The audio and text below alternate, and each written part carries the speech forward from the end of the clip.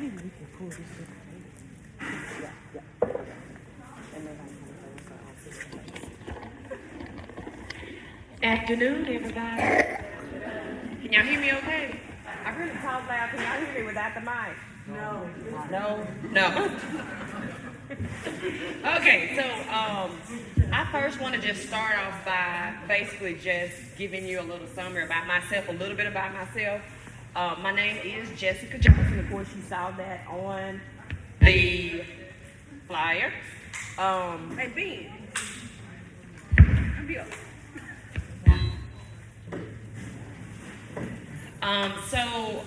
Basically a little bit about myself. I have been in healthcare since 2004, right at 19 years.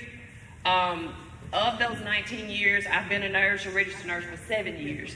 I do have a very diverse background in nursing.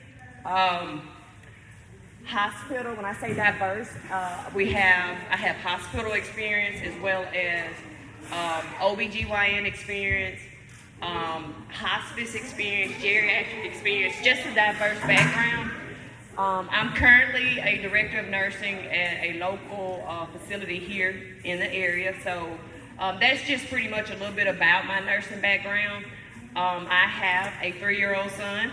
That is my world. So when I think of child abuse prevention or child abuse in general, the first person I would think of is my son, because that is something that not only as a nurse but as a mom, those are things. There are things that as a mom, as a nurse, that I have to look for as well. So basically, this is a little bit about me. As we all know, of course, April is National Child Abuse Prevention Month. I was invited here by wonderful people, CPS, Jeremy. Thank you for having me. It's an honor. Thank you. So basically what I want to do, I'm not going to bore you, stay up here all day preaching things that you've already heard, because this is amazing. I like this. And so this pretty much sums it up in a nutshell for everybody as far as things and symptoms and, to look for when it comes to child abuse. So the primary focus I want to talk to you about today is how child abuse goes hand in hand with nursing, okay? And so, what is abuse?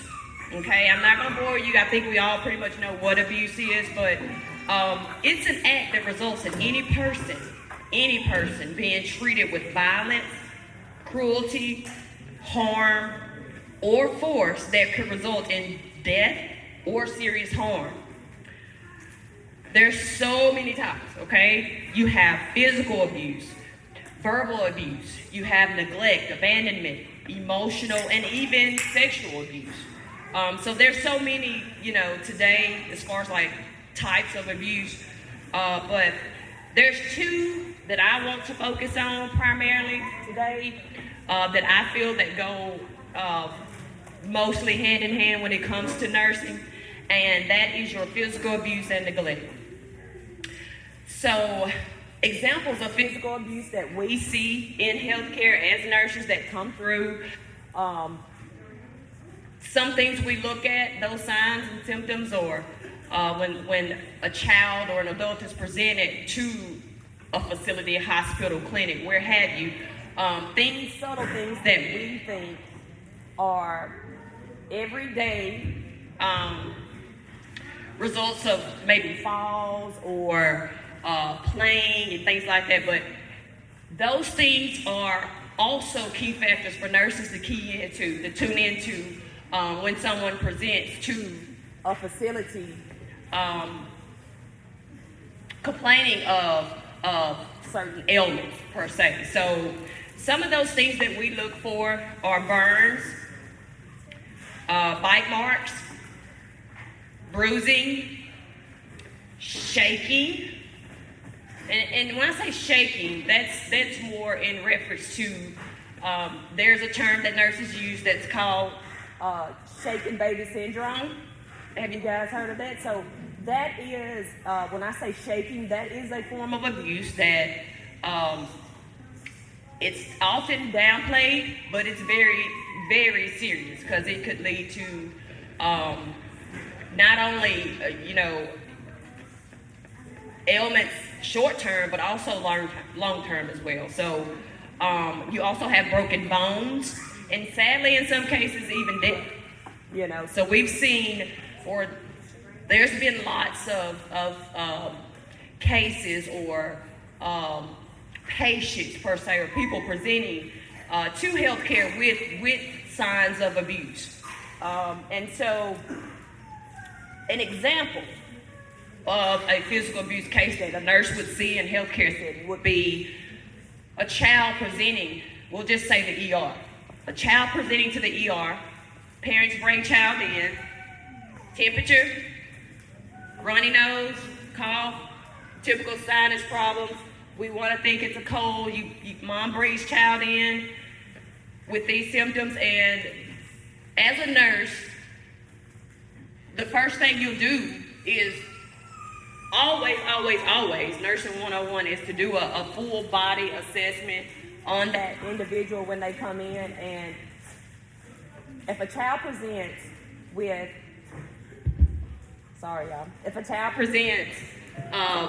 to the ER with a temperature, with a cold, runny nose, and during that assessment, the nurse finds multiple burn marks that are covering the child's body, but they're only visible when that child is undressed. Okay, that's real. That happens. And so during that assessment, the nurse obviously notices that there are physical signs of abuse. And so as a nurse, as the last two speakers have said when they come up, as a nurse, well, not necessarily a nurse, but anybody can report. But nurses in healthcare, in a hospital setting, clinic, wherever the case may be, you are held to a little higher standard when it comes to ensuring that these abuse cases and these things that we find as nurses are reported. And an example of how that flows inside of a hospital per se, if that child were to present, that nurse is responsible for documenting all those findings, all those burn marks. They're documenting that. Well, the physician that's there also reviews those notes, and he comes in, he does his assessment. There are things in healthcare on the backside that nurses, doctors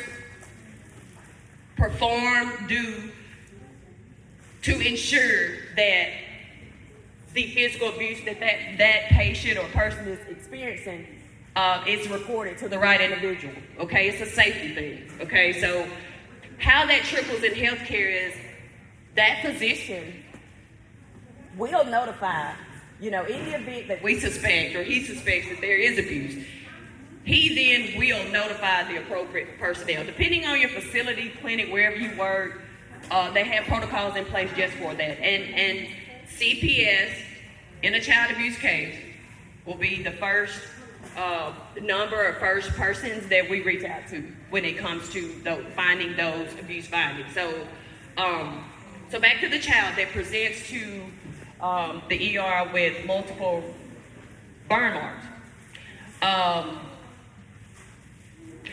Those findings would not have been found if that child had not been, undressed to do things such as get vital signs and to do that physical exam and discover those findings. So that in this event that child presents with those burns, the physician would definitely make a report, and it's when CPS comes in, they kind of take over. And we as nurses have to make sure that we thoroughly document and cover ourselves and make sure that we're doing our part as far as, because ultimately it's about the patient. Ultimately it's about that person that's presenting that has those findings. There's so much more to take into consideration besides the physical abuse. There's emotional abuse that comes with that. And 9 times out of 10, if a younger adult presents, they're aware of what's going on.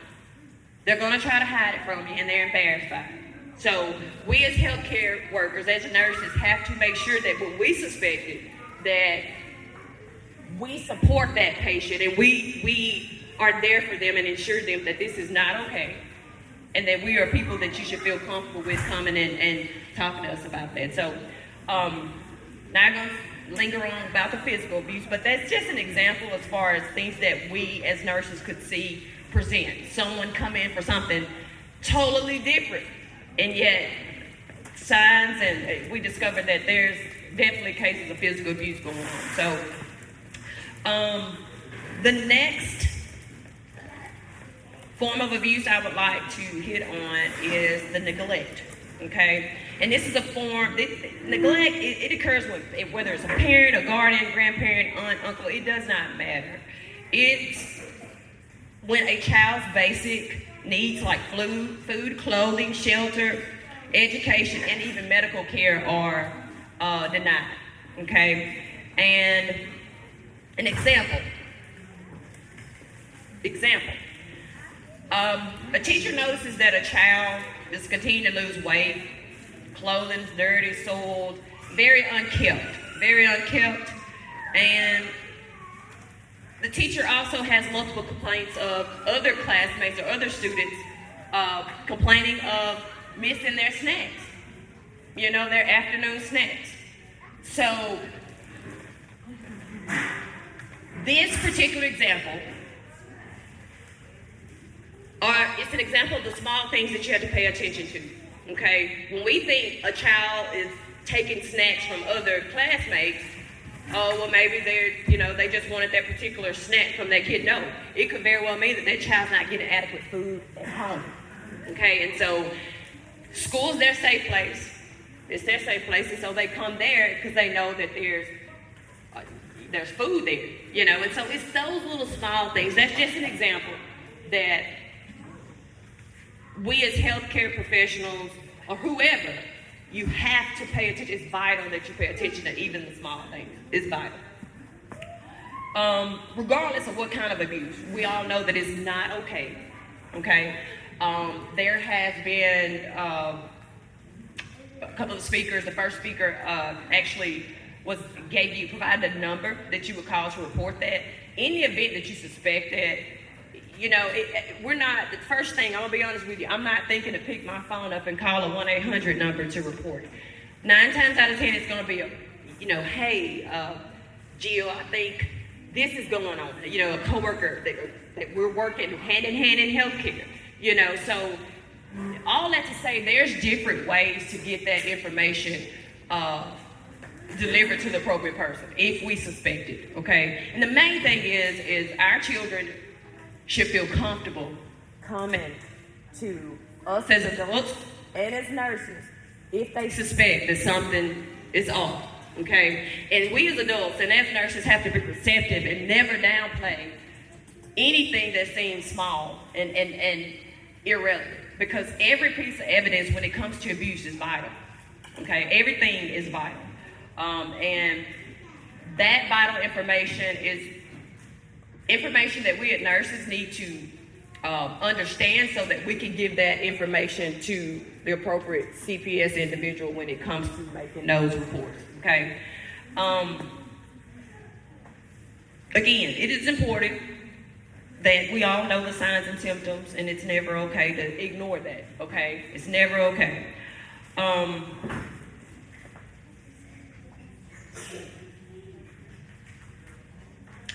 There's also, if you're ever a victim of abuse or suspected, if all else fails, you don't know who to call, who to report it to, you can always report that to law enforcement. There's 911. There's always 911. If ever in doubt and you don't know who to reach out to, there's always 911. And I can assure you, if you can just get comfortable enough to report those findings or what you suspect, I can assure you, if it's reported to the right individual, it will be addressed, okay? So there's channels in place in healthcare as nurses to not let those things go on, sweep those things under the rug, to address those things and to ensure that those things are not continuing, and that person or child is not in an unsafe environment. So, like I said, if you're ever unsure how to report, who to report to, it's always 911. You can always reach out there, okay?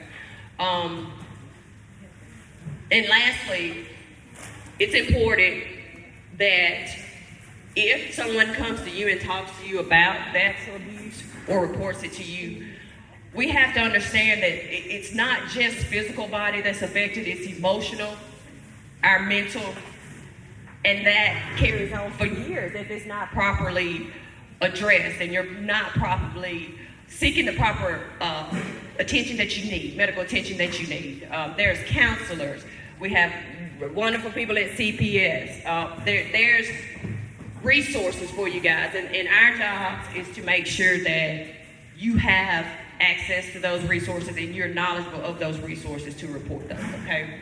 So, again, my name's Jessica. I'm a nurse, and I hope I don't have to take care of any of y'all, but in the event that I do, just know that I'm that nurse that you can always come to, and even if you suspect it and you don't know me, Adam from Eve, you suspect it. Well, I remember that nurse Jessica Johnson. Let me find her, see if I can report.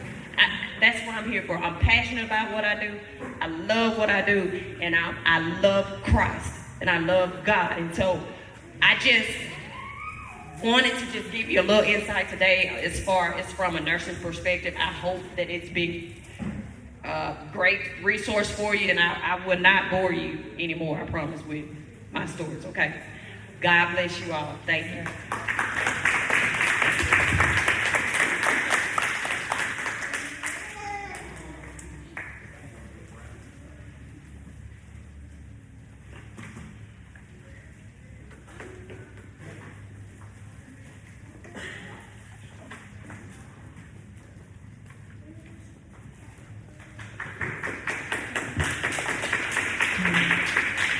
Hello, everybody. My name is Candace Randall. I'm going to be speaking from a therapist perspective on effects of trauma on emotional health. I am a therapist, and I'm employed by Health Connect America and Bahia, Mississippi, where we offer mental and behavioral health services and programs for children and families. I've worked with children for over 11 years in the church. I'm a pastor's daughter, so it's probably been longer than that, I'm sure. But professionally, since March the 1st of 2018, I've learned a lot about children in such a short time, the many defense mechanisms and the mental health conditions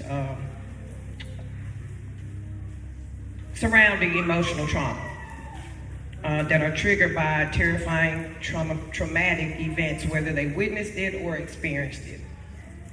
Emotional trauma is the end result of events or experiences that leave us feeling helpless and deeply unsafe.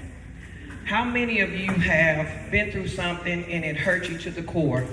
Maybe it didn't leave you feeling unsafe, but it left you feeling helpless.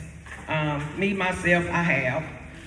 And thinking back on that moment, pretty much you think back on that moment, it's kind of like PTSD.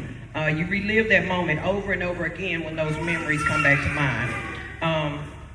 As an adult, it traumatized me. I wasn't a child. I won't go into too many details, but it made me feel like I wasn't able to function at work, at home. I was unable to concentrate. I cried nonstop. I was angry. And like I said, I felt hopeless, and I avoided certain people. I was depressed, among many other symptoms. But because of many supports, family, friends, church, and what I was equipped with, it helped me to get through and counteract those symptoms. I keep wanting to say amen because we at a church. Okay, but and I say all that to say this because I want y'all to be able to relate to what I'm saying and open up your minds. But can you imagine how a child feels when they go through something traumatic or they witness it or experience it? Can you imagine what a child feels? And if you can feel all that, but what a child may be going through, it may be 10 times worse than what you went through. And maybe they're not equipped with what they need to get through it or to face it head on. A lot of us may not look at it that way, or we aren't aware of what that traumatic event, the effect it has on them. And we don't expect a person to, especially to feel it if they never spent any time with a child and hasn't experienced any trauma, if y'all know what I'm saying. Most times you are not aware of a lot of things because everybody hasn't or isn't going to school to work in a profession that serves children.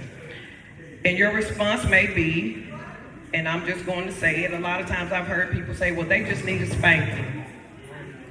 I've heard people say that they just need a spanking, but we're not aware of, what's really going on. And some of us don't have an open mind to just, hear it out. I hear it so much and it makes my heart cry because of what I've seen, what I've experienced, and what I've been through. And I'm just glad that I became aware of what they may be experiencing. I'm able to relate to it so that we can properly help them. I had to be made aware that children don't react or respond in the same way. And my professional goal, and as a parent and any adult working with children, we need to identify these defense mechanisms and understand how the children use them. We know it's a way for them to protect themselves. Defense mechanisms may be employed unconsciously with the child unaware that they are using them or why. Like I said, it is our job to help them identify these mechanisms and understand how the children is using them. And some examples of defense mechanisms may be denial, refusing to accept reality, keeping disturbing or threatening thoughts from becoming conscious. The child may shut down and refuse to talk about it. Projection is another example. It's when a person projects their feelings of hatred onto another person, thinking that this person hates them instead. This being the most damaging of the defense mechanisms because it hides the feelings of paranoia or anxiety.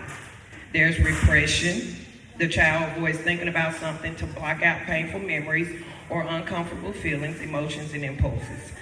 Sublimation. This is where the child channels their emotions into something more safe, like sports or something like that. There are many, many, many other defense mechanisms like displacement, redirecting their feelings from the correct target, reaction formation, regression, suppression, and acting out. And I'm pretty sure a lot of you have saw that one, acting out. It's a basic defense mechanism. This is used to avoid naming or acknowledging negative emotions. A person may instead act them out. There's also dissociation. They space out or they check out mentally from the situation to avoid facing it head on. And these are just some of the defense mechanisms. There are so many more. Working in this profession, I've seen children, and I hate to go into this, but some of them may defecate on themselves just to keep a predator away from them. That's, to protect themselves. Some may wet on themselves and that's just to name a few. But just be aware of those signs. And I often think about how me and my coworkers, we come together weekly to staff different cases that we may be working on, to come up with different plans to meet the individual or the family's needs and determine whether changes are needed in the services that they are provided with. But most importantly, it helps us to see things from a different perspective. Sometimes you can work with a child or a family for so long, I'm not gonna say you wanna give up, but you're like, okay, I'm out of ideas, I'm out of ways to approach this situation. But sitting down with other professionals and getting an idea, different ideas, a different perspective on how to approach different situations, that's a good thing to do. We can work with children, and sometimes we lose sight and can't see what's going on, but talking to someone on the outside looking in can maybe bring light to some things, if that makes sense. Sometimes we may need a different approach because what we're doing may not be working. And this is to me as a parent and a professional. I challenge professionals, parents, and any adult working with children to do your research. I just gave you a snippet of what goes on, but our job is to find out more And once you do, you start seeing signs. And don't hesitate to do what you need to do to help this child, all right? I want to say amen again. We have children that have been removed from their parents due to no fault of their own. And they have their own defense mechanisms to protect themselves from what's going on.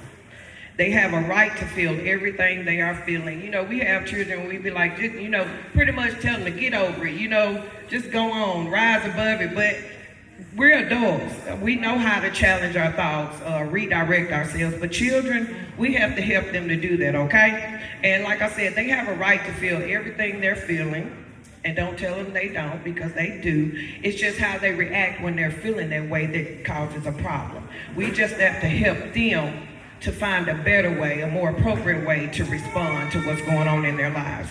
So again, I challenge you out your research, and I'll continue to do the same so that we can effectively help these children overcome what they may be going through or still going through. Thank you for this opportunity to help create awareness. Thank you. Amen.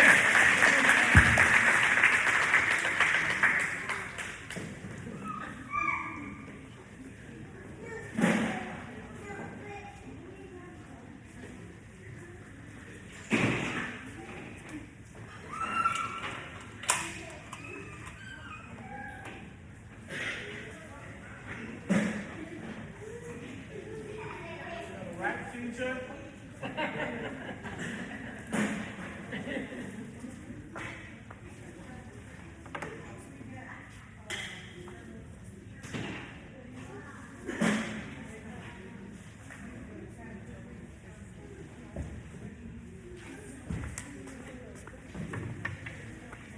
All right, good afternoon. Can everybody hear me? If you can hear me, clap once. You can hear me, clap twice. Awesome. I'm not going to use the microphone. I think I'm loud enough. My name is Stephanie Wells. I am from Canton, Mississippi. The young man that spoke earlier is my cousin, so we look extra, look dramatic. So I have been in education since 2011. I am a graduate of the University of Mississippi. My first degree is mathematics. My minor is English. So I am standing before you as an African-American female who is a mathematician. And I know that for most of the people in this room, we may or may not like math. So let's do a quick call. Raise your hand if math was your favorite subject. Okay, awesome. You can put your hands down. So let me go through some other content. Raise your hand if English was your favorite. All right, raise your hand if history was your favorite. All right, raise your hand if maybe the arts was one of your favorites. So whether it was band, music, one of the arts. Okay, cool. Lunch. All right, so now, here we go.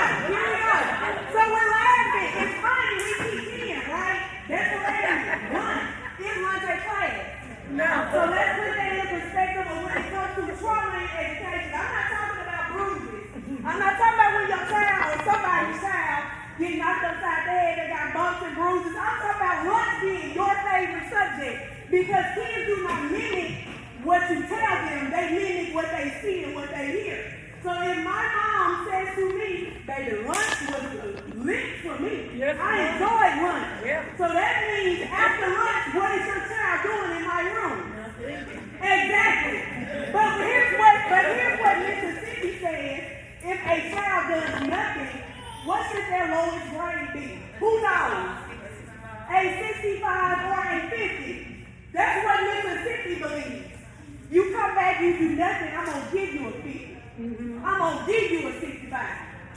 But hey, we came from an environment that says lunch is the best part of the day. Not learning, lunch. So we laughing at it, but it's traumatic because as an educator, I have to deal with your children after lunch.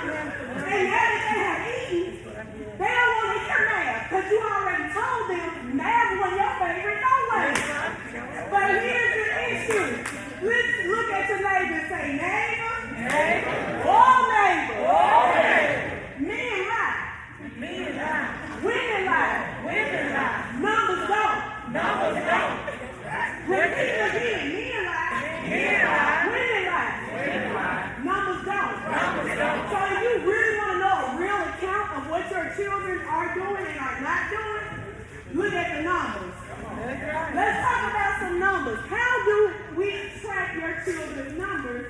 in education. So we got an issue with state testing in Mississippi. Because we don't like Common Core. And that's okay. In Mississippi, we laugh, we keep thinking about, I hate Common Core. It's stupid. It's dumb. I didn't have to do that back in my day. That's what listen to what I'm saying, because this is what your children hear. So when they come in my classroom and the community has said Common Core is stupid, Common Core is dumb, Common Core does not work. Well, let's listen to what has happened to Mississippi as a result of that. Here's what's happened. Who can name the number one reason why teachers are leaving education? Behavior. That's hard. Money is number one. Okay. Where does Mississippi rank in teacher pay? Who knows? No, I need the numbers, because how many states do we have? Well, actually, we got a two Puerto Rico, so 50, we got 51. Where is Mississippi? 49.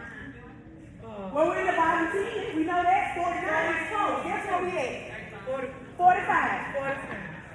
So I want y'all to listen to that number, because it's real. Google it. National Education Association. They have all the states ranked. So that means anybody that graduates with an education degree or goes alternate routes, they have 44 other options before they even grant at Mississippi. 44. So I know for you, Pontotoc is the place to be. You're at home, you're settled. But for a 35-year-old woman that's unmarried and all of that, Pontotoc ain't where I want to be. I'm trying to look at my other 44 options. Because I want to get paid too. But then we tell teachers, oh, it's for the kids. Tell your pediatrician that. Tell your pediatrician it's for the kids. The next time you go out to eat with your children, tell the restaurant owner, oh, I'm trying to feed my kids, you know. Because that's what we tell teachers in the community, and it's okay. Teachers are supposed to be broke. We gave up our life to serve, and I'm coming with this energy, because y'all don't understand Mississippi is in a state of emergency.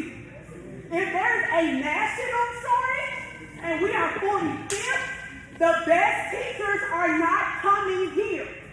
And I need you to understand that. I see a lot of children in the room. I have no idea who is going to be left to teach your children because y'all don't want to pay us. And then when we ask for an increase in pay, we went up, what, $1,000? $1,300? Baby, they got A up in insurance. We don't even see it raise at all. But we're okay. We chill, we relax. It's cool. And then during the pandemic, everybody was singing the praises of teachers. Why? Because you didn't want to teach your kids. That's why. Your kids didn't even want to log in and press a button and watch. But I sat here and watched today. We could get on TikTok. We can watch YouTube. But we couldn't turn on. Now they at your house where you pay the internet. You can get them to click and log in. So now that we back in the room, what do you think they doing? So I'm in a switch.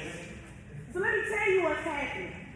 Let me show you something, because I want y'all to understand the vision when it comes to this. Because I don't think we understand Oh my what God. we're doing without even putting our hands on our kids. So now we back in school. Y'all, where I'm going? Where I'm going?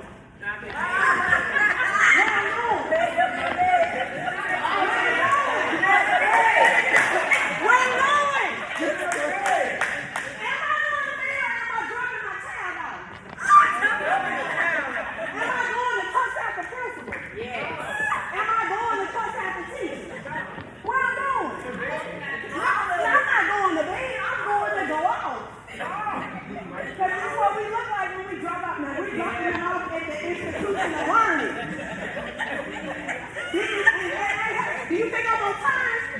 I'm so why are you teaching children that it's okay to be what? Okay? And look what?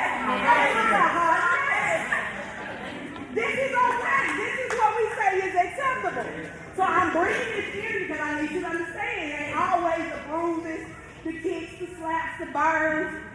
This is traumatic. My mama, and at least I got on the work. At least I got on the job. And even when we roll down the river, how do we greet our children? Well, first you smell like weed. First I smell like weed. Y'all think, okay, weed, that's what high school kids do. No, ask your children. You ain't got a lick of weed in your house, but they know what it smells like. They know what it looks like. Probably know how to roll it because they saw somebody in the bathroom. And they got to say, oh, excuse me, I need to go to the bathroom. That's what they doing. They're smoking in the bathroom. And the whole building lit. I have had second hand high, I don't know how many times. Smoking, selling, vaping, Smoking, all that. selling, vaping. And I know we got some church folks here. I know we do. And I know we push abstinence. But my God, if your child got an iPhone, they seen some things. Because see, we talk about what happened back in our day, but we ain't talking about what's happening today. The airdrop is getting strong. Yeah, it is. I travel from school to school all over the state of Mississippi. I turn my airdrop off on purpose because I don't want child pornography in my phone. Because that's what they doing. And you think, oh, that's only high school. Absolutely not. Middle school, elementary, it's happening. Because, you know, they get cell phones at what, 6, 5, a whole iPhone, 14, 17. I ain't telling you yet, they got it.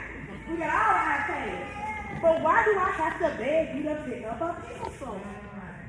How we got all this technology, but I gotta buy your paper and your pencil. But I'm broke, remember, teacher pay. Mississippi is what number? 45. I gotta decorate my classroom. How much y'all think the classroom costs to decorate? We decorate $10, minimum 500. Minimum 500. It ain't enough on that EFF. It's not enough, and you talk EEF. When y'all think we get the EEF card? You think we get that the first day of school? Absolutely not. Maybe October, 3 months later. you know, a month or two, but school done already started, and if your child don't walk into a decorated room, what is this teacher doing? What is going on? We walk into a room that's not managed. You saw the behaviors in this room. Multiply it by 150.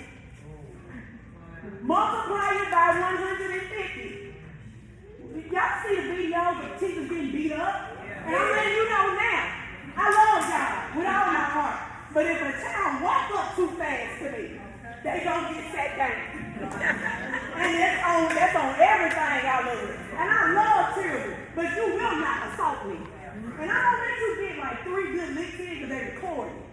So you got to get a good lick in. But by the time I get to this step, by the time I get to that book, baby, that's when the whole, we got to stop the video.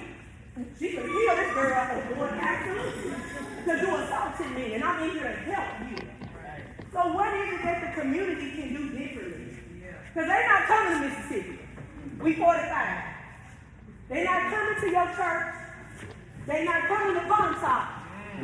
Because see, this is what we think going on when a teacher is absent. What y'all think happened when a teacher absent? What y'all think happened? A substitute? But ain't no sub. Let me tell you what's really happening. We split the kids amongst the teachers that are there.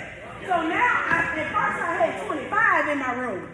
Now I got 10 of the worst from the other teacher that said, I'm not coming to school today to deal with this crap. I got 10 of her kids.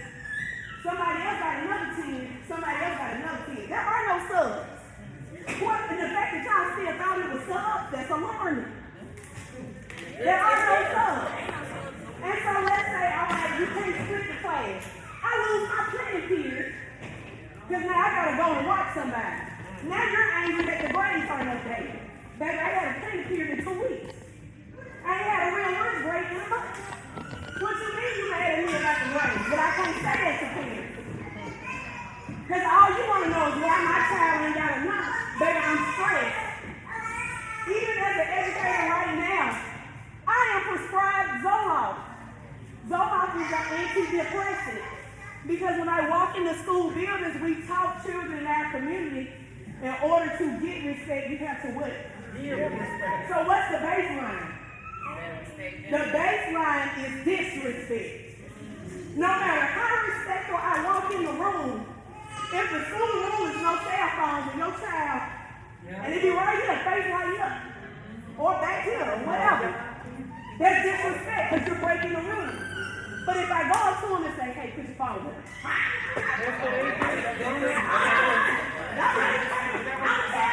And then you come in and talk and I'm gone. You don't know because he say, but she was talking to me. Why were you texting him in school? Because back in your day, you didn't even have a cell phone in school. Oh, okay. But we like to talk about back in our day what was happening, but we got to talk about what's happening right now because it's scary. If we don't have good teachers, who's going to teach your children? Because we don't want to be in the room with you, with that type of disrespect. I don't wake up every morning looking to get called out of my name. I am Miss Wells, not B, not bruh, not MF, not WH, blah, blah, blah. I'm none of those things. And you might not use that language in your house, but your children hear other children say that out loud to adults. Name one establishment where you can go in and cuss somebody out and come back and get service. Because after that kid cusses me out, after that kid tries to assault me, I still got to stand and teach. They will be suspended for maybe, 3 days? A week? And guess what they got to come back.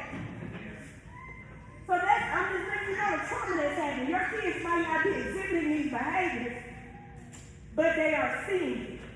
So if they're coming home and they start to get a little milder with you, it's the classmates, because peer pressure is real. They see their classmates disrespecting adults with little to no consequences. I'm not talking about administration. I'm talking about community.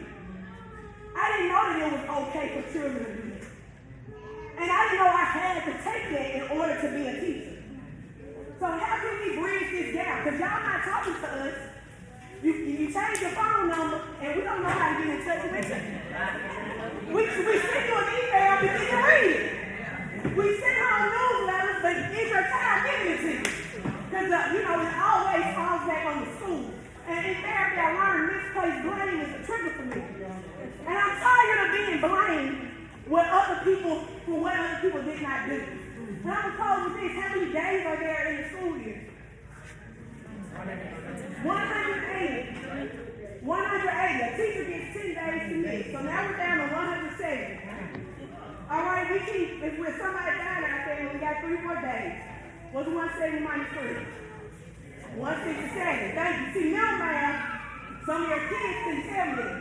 Because we got to get a calculator. So they can't tell you what 5 plus 5 is 10. They got to say 5. Y'all laughing, but this is what juniors in high school are doing. These are your future nurses. These are future doctors. And they can't tell you 6 times 7, 42. They got to type it in. But that's going to be your life on the line. And they can't, and please don't throw in a decimal or fraction. And continue to talk about how math does not teach real life stuff, because 2nd grade math ain't nothing but real life stuff. But see, as adults, you have to think about what type of 7th grader was I really? We won't talk about it, because your children don't exhibit whatever you were as a 7th grader. Here it comes times 10. And that's where they're learning the most real life math is 2nd grade.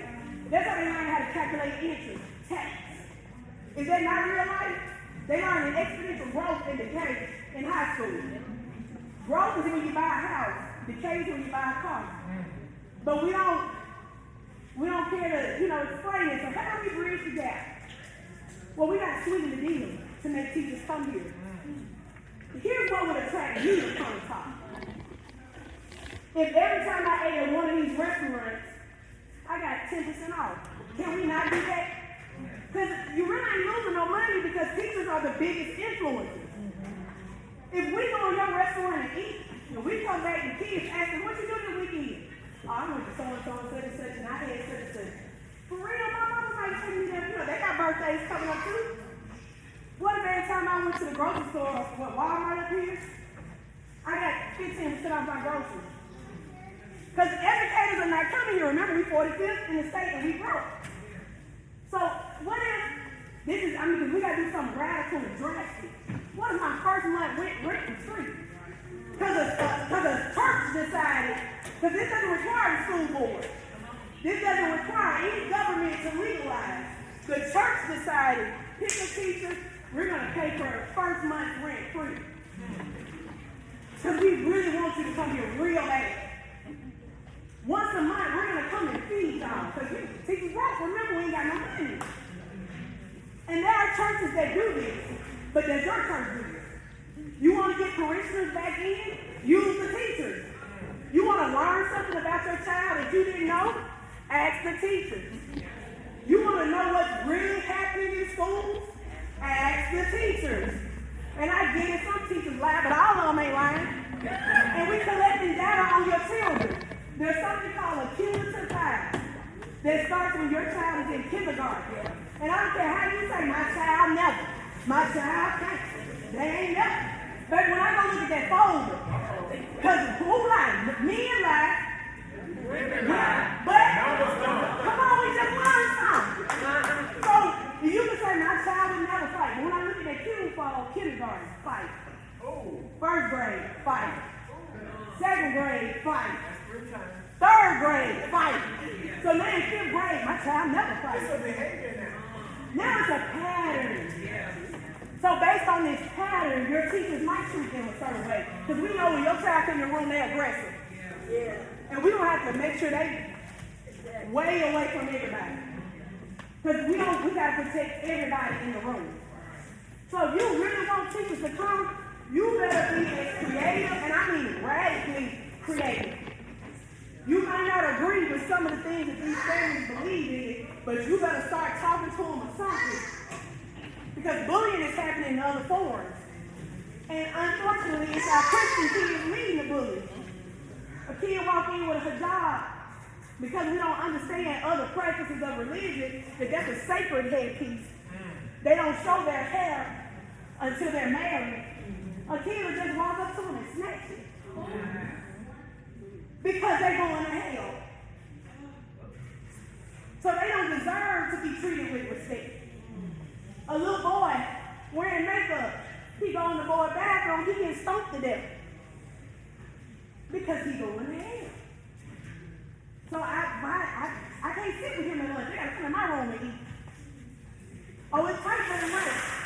So I'm not saying that you have to conform to what they're doing, but I didn't know that the children couldn't eat lunch together. I didn't know that meant that they had to have a birthday party and nobody show up. But we're supposed to be modeling the love of Christ. Where is it? So yeah, we got the kids that's being bullied online, that's being bullied here and there, but what about the subtle stuff? So we gotta make a radical change to attract people to this state. Because if we don't, in 5 years, what's gonna happen? We're not gonna be building skating rings and stuff like that for people. Let me see what Jackson, Mississippi doing. And I'm gonna let you go. In October 2022, you can Google it. Jackson said we're gonna spend $22 million on a detention center. Now you might not think that education doesn't that data means anything, but somebody calculated somewhere that in the next 5 years, our prison won't be big enough. It's overcrowded right now. Because if we don't correct these children, there is a correctional facility waiting on us. And I'm just letting you know. So, I love children. I hate being disrespected. I hate not making money. And now I'm an educational consultant. I do make more, but I know that I have 44 other options. And because I'm single with no children, I'm extremely mobile. So to the children that are making other choices, because I know we push abstinence, if you're making other choices, there are some things to buy that's much cheaper than raising a baby.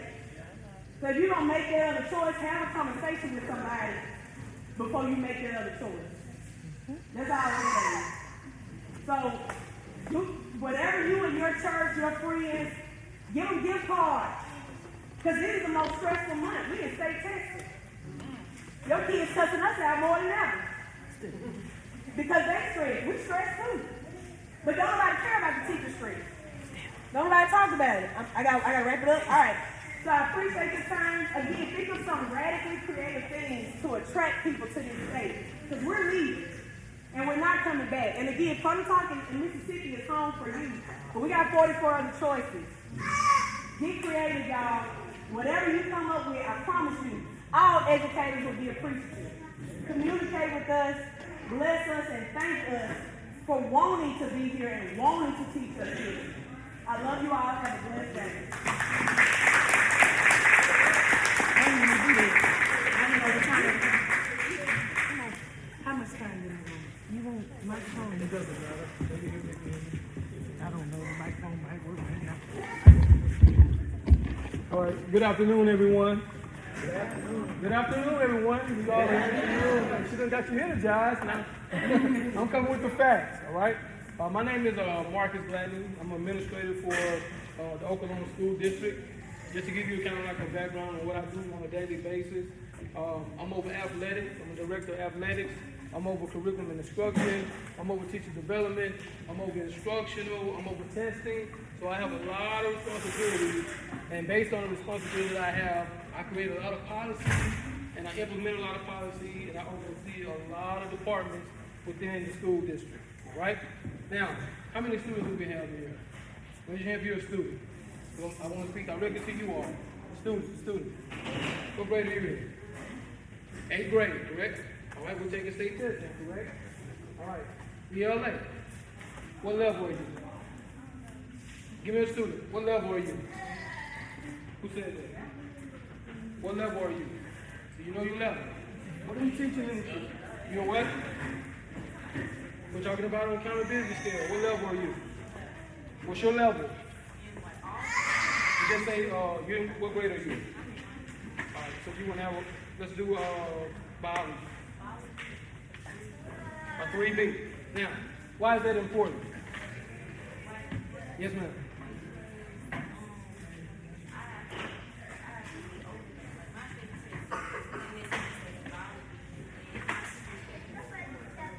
Exactly. So we're talking about these scores and how it impacts not only the school district, but also their environment in which they live in. So as an administrator, and me having all those responsibilities, I work with the elementary school, I work with the middle school, and I also work at the high school, right? Now, she just talked about how numbers do not lie. In reference to numbers and what we're seeing as far as like traumatic events, based on these numbers, all right, all of us in here nationwide, 60% of us have some kind of adverse childhood experience that has led to some type of trauma, all right? So these numbers affect us in the school district because it enables the funding, all right, that's needed to support the educational things we're trying to do, all right? So if the kids are not making the numbers, we're not being funded, they're taking our schools over, they're pushing the good teachers out because we're not making the money, all right? So it affects everyone. That's why it's so important that we address these issues early on with students, because on a daily basis, I might be standing in the hallway overseeing just a transitional student, and I hear a student cuss a teacher out. Now, as an administrator, I have to address that issue.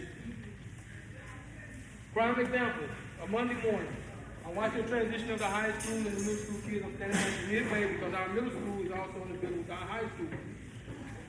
I hear a commotion. I'm standing far and I watch the commotion, the event happen. A 10th grader cusses the U.S. history teacher out, telling him he's going to kill him.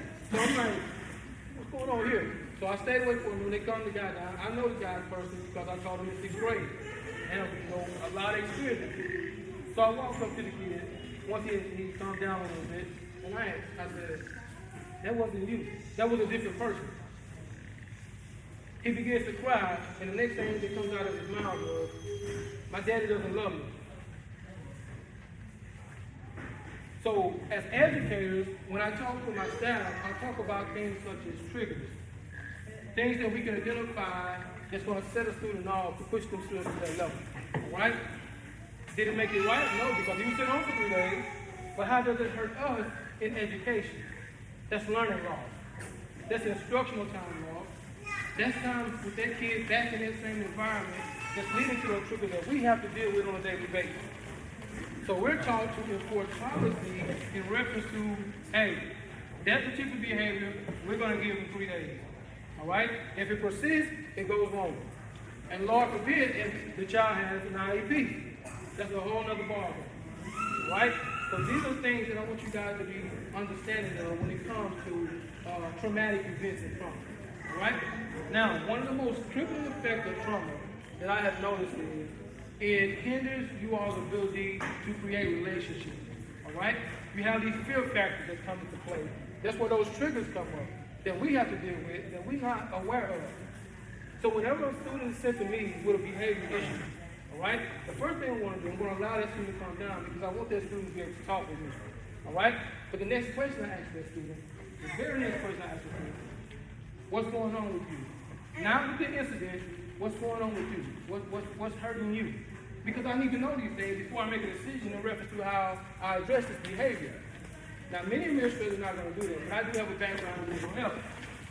So I ask the student, like, what's going on? How's everything at home? How are you doing in class?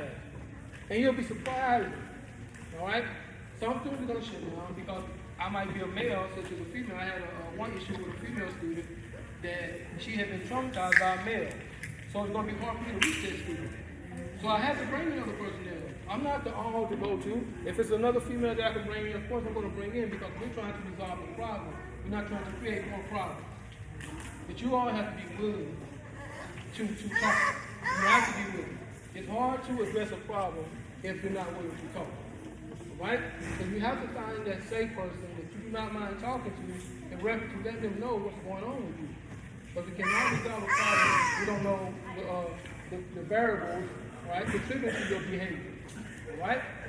Now, when it comes to the academic side, we're seeing an increase, all right, in non-compliance.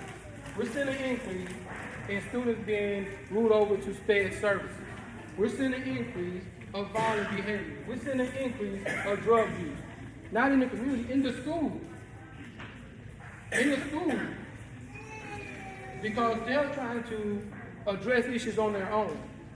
And that's why it's so important that you guys be conscious of how your trauma is affecting you and your ability to make relationships. There's a fear factor there. And I understand that. There's a fear factor there. But it's hard to help you if you're not willing to talk it out. You're not willing to let us know what's going on. And now it's affecting not only our experience as teachers, it's affecting our performance as a district. I work in a district that is strictly a Title I, 100% Title I. How many of you all know what that means? A Title I school district. Federally funded. All right? So with that district, we're functioning with 40% of the population being under the poverty level. That's trauma. Yeah. All right? That's trauma within itself. So you can imagine what we're dealing with on a daily basis, not only at the high school level, we're talking about even at K-5 level. Kids coming in that have not been groomed. That's going to lead to bullying. Kids coming in that have not been fed. That's going to lead to stealing.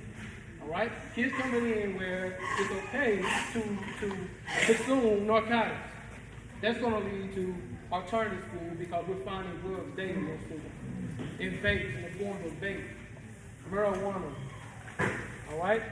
Things they don't even know what they are. So we have to make sure that we're connecting with these kids in order to be able to reach them in the community and also in the school. Now, my job, like I said before, I work at all levels.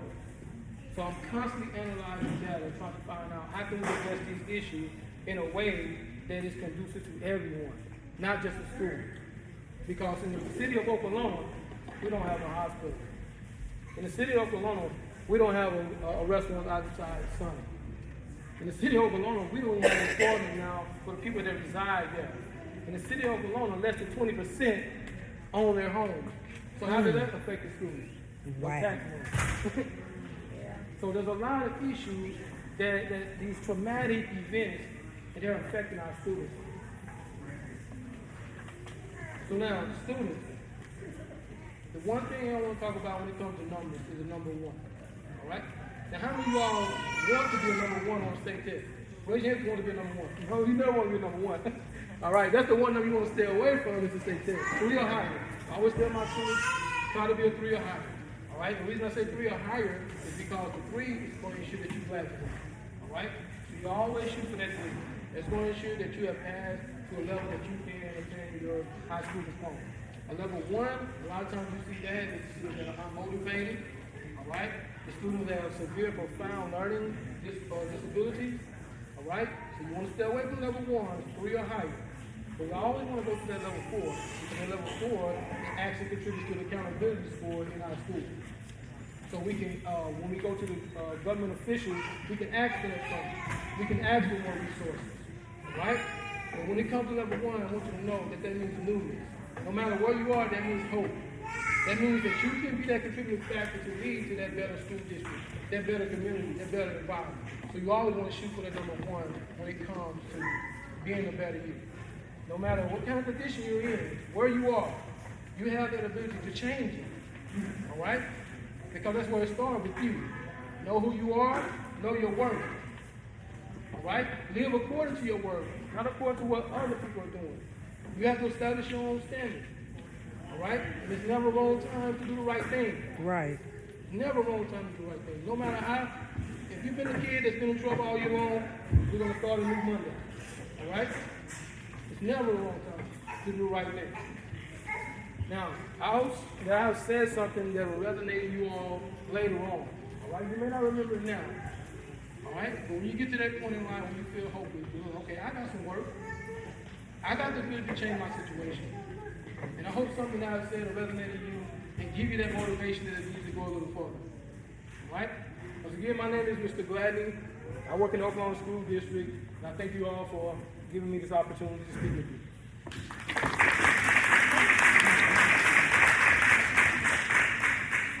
And this is our last speaker, Mr. Alex Coleman.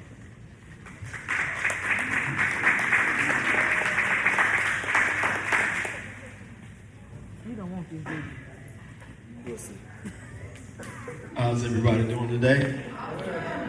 That's good. It's really been a good day, man. I really learned a lot today. I was really able to take some things in that I didn't know. And I'm 40, so I know somebody else learned something in this room. Yeah, good stuff. I even know the number now. 1-800-222. 8,000. See there? I know the number now, so that's good stuff. Well, my name is Alex. I have a bunch of guys and young ladies that I mentor in Oxford, Mississippi, and my job here today was to talk about the effects of trauma on your spirit, and that was kind of weird for somebody to ask me that, and I was like, what that's supposed to mean anyway? But I prayed about it. I got a few little answers, and I want to just talk to you about that because the Bible says that a man is 3 parts. Anybody know those 3 parts? Mind, a body, and a spirit. Have anybody ever talked to you all, your children especially, about what they call entry gates to your body? What are your 2 main entry gates? Ways things can, your eyes and your what? Ears, right? Now everything that goes in your eyes and ears is going to affect what else? Or your mind, right? So the Bible says a man is a mind, body, and a spirit. So that means anytime you allow something to enter your eyes or through your ears and it affects your mind, when that thing goes off, it just throws me off bad. That's weird. Well, it affects your mind, and anything that affects your mind, guess what follows the mind most of the time? Your body. And anything that your mind and your body does, it affects your spirit, right? So what happens is, you look at how the relationship of all 3 of those things makes the man. It makes us who we are. Or, and I'm saying the man, but I mean the woman too. It makes us who we are. And even Jesus Christ understood that. And the crazy thing is, the story he showed me was really amazing because I've read the story thousands of times, but I never saw it the way I saw it this time. But I want to show you something that was really funny to me. I want to talk about a relationship that Jesus had with one of his disciples. His disciple's name was Peter. Anybody know Peter? All y'all kids heard about Peter before. Peter was a bad disciple. He was a bad man. I liked it. A lot of folks talk bad about Peter, but Peter was all right with me. You know what I'm saying? and Peter and Jesus had this amazing relationship, but I just want to walk through it and examine a little bit. We're going to pull out a few things and I'm going to get out your way, right? So Peter was a disciple, number one. What we don't know about disciples, and I'm going to tell you today, is that there were three things that every disciple had to have. Because the rabbi, when he went to select his disciples, you could not just be anybody. You had to be sharp in your mind because you had to learn the entire 5 first books of the Bible by heart. You had to be able to quote Genesis, Exodus, Leviticus, Numbers, and Deuteronomy. All right? So you had to be kind of sharp. You had to be very disciplined because whatever they told you you had to do, you had to be able to do it. And a rabbi could test his disciple by saying, I want you to go into the woods, find me a red flower, squeeze the red dye out of it, and put a dot on your shirt and come back to me tomorrow. And if you got any little part of that wrong, he'll look at you and say, you can't be my disciple, right? The third thing, you had to be very, very bold. You had to be very brave. Because if you were a rabbi's disciple, the one thing you had to do is if anybody attacked your rabbi, you had to fight to the death. You had to be willing to die for your rabbi or your teacher. That's what rabbi means, I'm sorry. You had to be willing to die for your teacher, all right? So Jesus has these 12 disciples. One of them named was Peter. And this disciple, the first thing I want to look at is in Matthew chapter 16. And I'm going to just read it real quick. I ain't got to run to it. But in Matthew chapter 16, I'm going to read verse 21 through 23 real quick. Matthew 16, 21 through 23, it says, from that time, from that time Jesus began to show his disciples that he had to go to Jerusalem and suffer many things from the elders and the chief priests and the scribes, and he had to be killed, and he would be raised on the third day. Well, Peter took him to the side and began to scold and rebuke him, saying, far be it from me, Lord, this will not happen. But Jesus looked at Peter and told him, get behind me, Satan. Now, if you had somebody who was your teacher, and you just vowed, I'm going to protect you and you're not going to die, teacher, and they turn around and look at you and say, get behind me, Satan, do y'all think that'll be a little bit traumatizing? Do y'all think that'll be a little bit like, oh, what just happened? I just said I will protect you and you told me, get behind me, Satan? Man. I'm going to go to Mark 14:27. 14:27. This is still Peter and Jesus, right? So 14:27. It says, then Jesus said to them, every last one of y'all going to stumble because of me. This night is written, I will strike the shepherd and the sheep are going to be scattered. But after I have been raised, I will go before you in Galilee. Peter looks at Jesus and says, even if all of them are made to stumble, I will not. Jesus said to him, Peter, I'm going to say this to you real quick, brother. Even this night, before the rooster crows 3 times, you're going to deny me 3 times. Before the rooster crows twice, I'm sorry. You're going to deny me 3 times. But Peter got more forceful. With his words and said, if I have to die with you, I will not deny you. And all the other disciples said, we agree. All right? This is still Peter and Jesus. Peter looks and he said, man, I'm not going to deny you. It's not happening. If I have to die with you, I ain't going to deny you. So we have this relationship still going. And I'm gonna go John chapter 18. John chapter 18. Testing 1, 2. Okay. I'm gonna go ahead and go to John chapter 18, verse 10. We're still talking about Peter and Jesus. So this is the point that they came to take Jesus.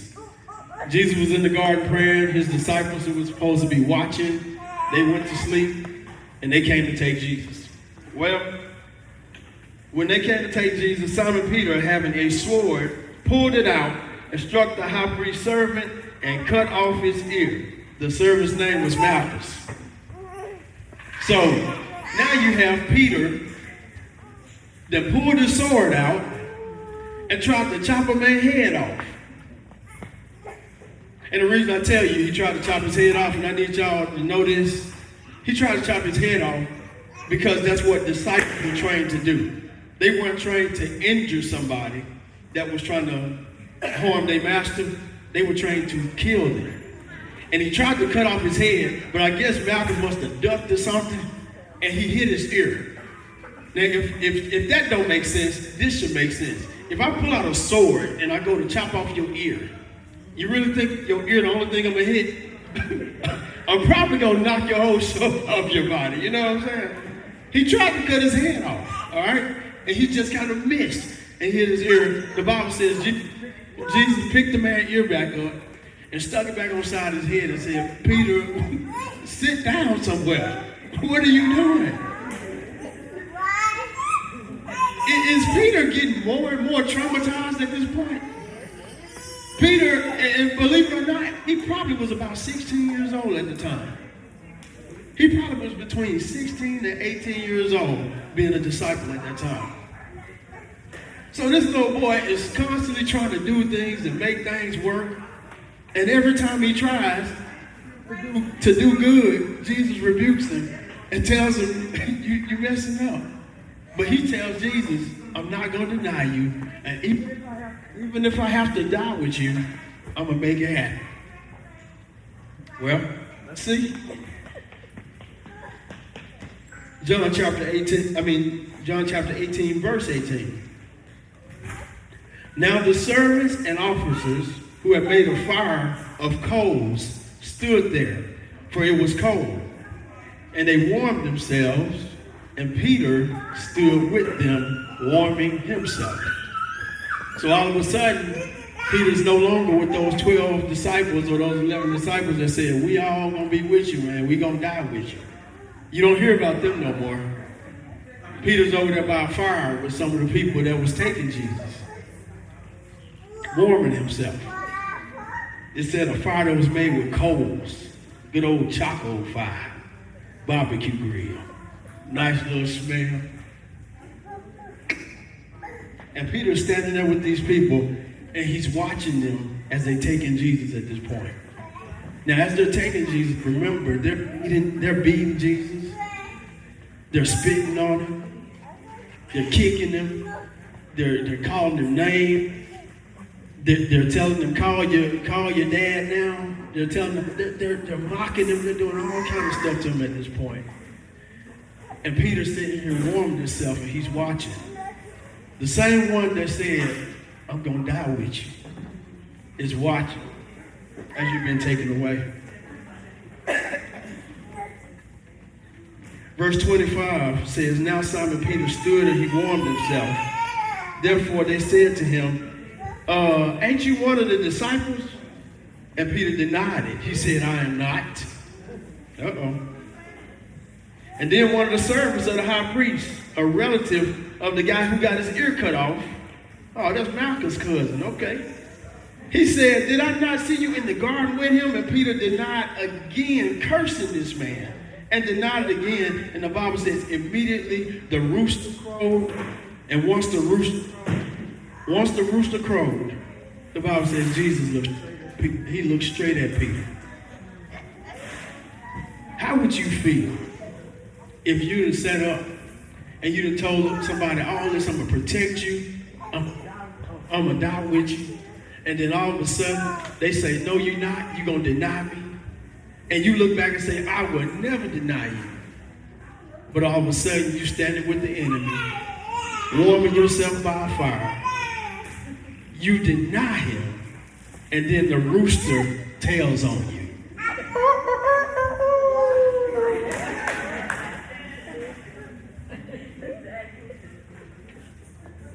Don't y'all think he was kind of traumatized at that point?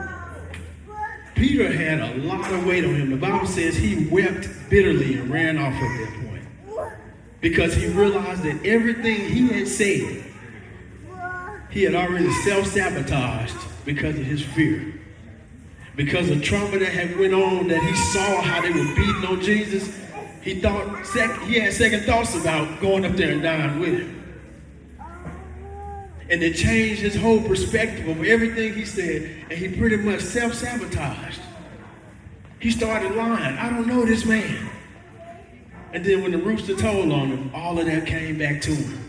And this traumatized 16 to 18-year-old kid runs off crying, don't know what to do. He was warming himself by the charcoal fire with the enemy. When you look at that and what God really was putting on my heart, is he said, tell the people today that trauma happens in a lot of different manners. But the way you allow something to affect your spirit is when you allow it to become a part of you and you accept it as an identity. Let me say it again. The way it affects your spirit is when you allow your trauma, your hurt, your pain, your shock to become a part of you and you accept it. Because when you accept something, your words that you speak start going along with what you accepted. I am a failure. I ain't worth nothing. What they said about me was true.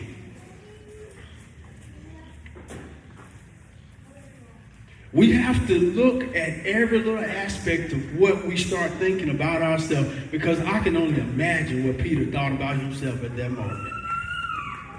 If he was an old country boy, he'd say, man, I'm just a piece of...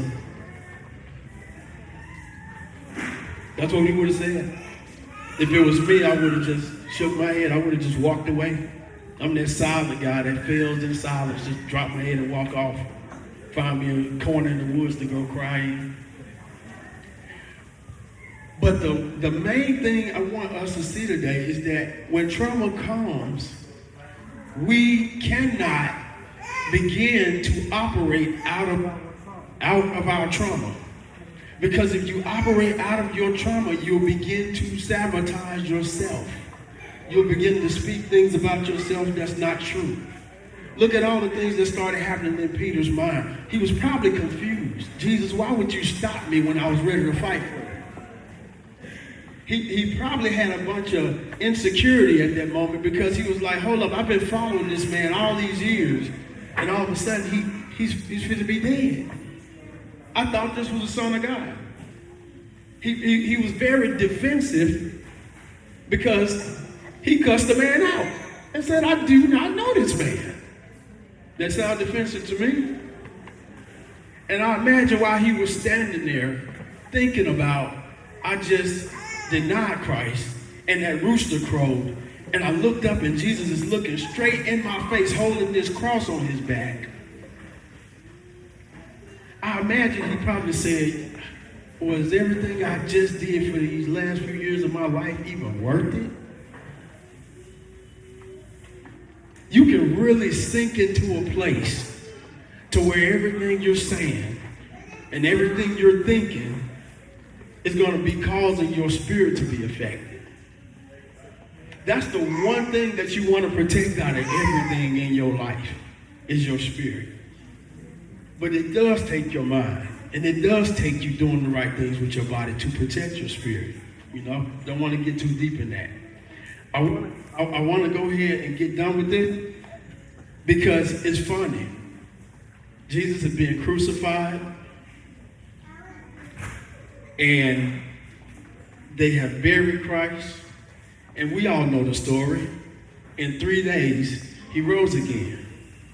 But his disciples didn't know he was there. They didn't know he had rose. So some of them was out fishing on a boat, and Peter was out there with them. And the Bible says that they were coming back towards the bank because they didn't catch no fish. And as they got closer, there was a man standing on the bank, and he had a fire made, and he had some fish laying on it. And somebody looked and said, that looked like Jesus. And the Bible says Peter put his coat on and jumped out the boat and swam to the bank. Now the boat headed to the bank. He beat the boat to the bank to get to Jesus. And when he got there, what's so funny is that Jesus was cooking on a charcoal fire. The same smell that he smelled that night he was screwing up. Everything was getting messed up. His life was being turned upside down. When he got there, Jesus was cooking on this charcoal fire, and it reminded Peter of everything he had done. Even Jesus said, I want to take you back to the place where you were hurt so I can fix it. Even Christ wants you to remember where you came from so he can take you where you're going. And what was so beautiful is he sat there at that fire and he restored Peter. Peter was able to stand up as a man again, and as y'all know, the whole book of Acts, it was Peter acting a plumb fool in the gospel. He was doing his thing. Anybody know the Bible? He was doing his thing at that point. Peter was saving lives. He was praying for people. They were being healed. Peter was doing everything he was supposed to do. But it was because Jesus cared enough to show up and just remind them, this is where you was. You smell the charcoal? You feel the heat? Let's talk. Anybody in here who has went through some type of trauma, find you somebody to talk to. Somebody that got some sense. The one thing I hate today is that it seems like the majority of people who go through trauma, they go find somebody that goes, girl, I've been through it too. Now they just sit and look at each other. What good was that? What good was that? It's real funny because that's what ends up happening. Just nothing. Find you somebody to talk to. I'm going to tell you, mine, and I just lost her in November, but my grandma, she died at 90 years old. I promise you, to sit down and talk to an elder person about trauma, they got some words for your tale, I'm going to tell you right now. And when you get through talking to them, you're going to walk away a changed person. And they going to tell you what? Come on back tomorrow, baby. I don't want to cry no more, Grandma. Darling. I'm done. But we have to protect their spirit. We got to protect their spirit. Everybody in here has some type of trauma happen. I mean, it's sad to say. It just happens. I know young men who were raped in daycare. I know young ladies who were touched on by fathers, uncles, brothers. I know people who were tortured at school. I sat and watched, and I'm telling you, one day I couldn't take it no more. I was 10th grade, and there was this boy they called him Big D, and he was picking on this new kid that had came to school, and I just walked by. And he was just talking about him. He was talking about his shoes that day. And just talking. I walked by and I was under the bus ramp. I stopped and I looked back.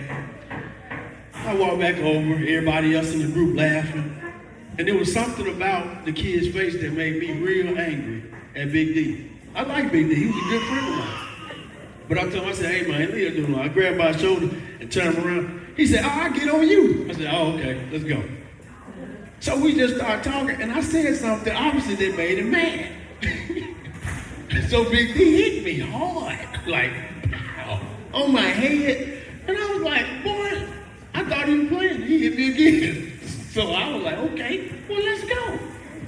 we went to dancing around and moving furniture all over the place, and teachers were looking at us and everything.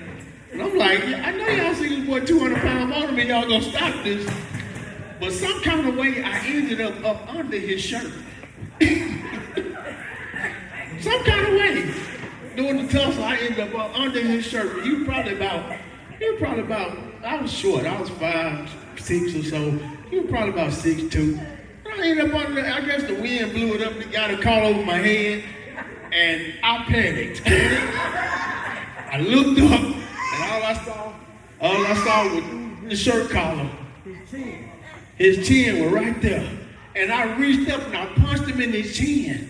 And when I did it, I don't know what happened, but he went to struggling and swinging and everything.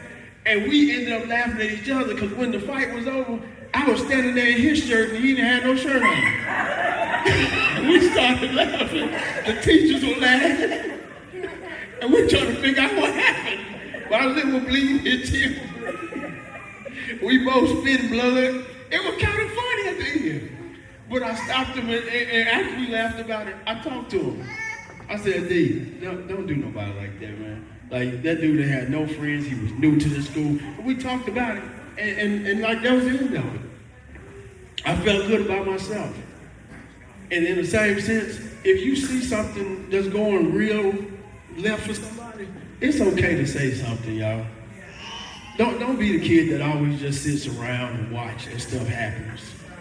Be the one that at least says something. You might not have a big D fight and end up in a big T-shirt at the end of the fight, but you can say something. That was funny, man. I'm telling you, it was a funny day. But just remember that Jesus cares enough, and I'm through. That Jesus cares enough that He'll take you back to that place and say, yeah, this is where life was messed up. Let's revisit. But my ultimate goal is Jesus' ultimate goal for all of us is that we heal from that. All right? So that's why He has to take us back to that place sometimes. If something messed up inside of you, the doctor, when he puts you on that bed, he don't just say, all right, you good. Sometimes he got to take his knife out and cut you in order to heal you, you know? Most of the time, when we're trying to heal our spirit and we get taken back to that place that we hated to be in, is because Jesus has to kind of cut us a little bit to heal us. It works, though. It works. So be able to take it, be able to accept it. It's funny, we've been on the phone in the past, and all of a sudden God just reach out and cut somebody. Because He just needs you to go back and remember stuff that we didn't even realize we've been affected by. And then it just comes up. But just remember, God is there to heal that broken spirit. That's what He's there for. He wants to heal that broken spirit. So be prepared to accept whatever He has for you to go through to be healed, all right? God bless y'all. I'm going for you go to the prayer side. Okay, now the floor is open to questions, comments, or anything. If y'all have any questions for any of the speakers, any concerns, anything y'all want to say, the floor is open.